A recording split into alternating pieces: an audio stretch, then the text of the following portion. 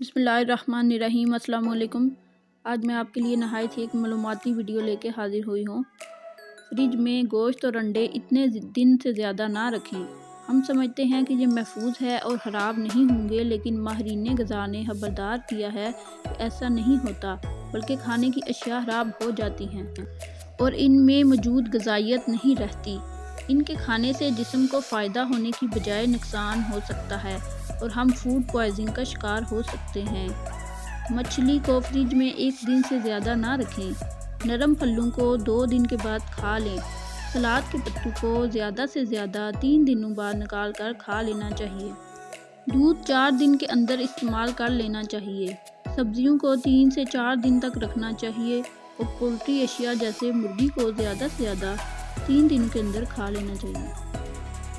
آپ چاہیں تو انڈوں کو 1 ہفتے تک رکھ سکتے ہیں، لیکن اس کے بعد ہر صورت انہیں استعمال کر لینا چاہیے، ورنہ یہ خراب ہو جائیں گے۔ لہٰذا کوشش کریں کہ تمام چیزوں کو جلد از جلد استعمال کر لیا جائے۔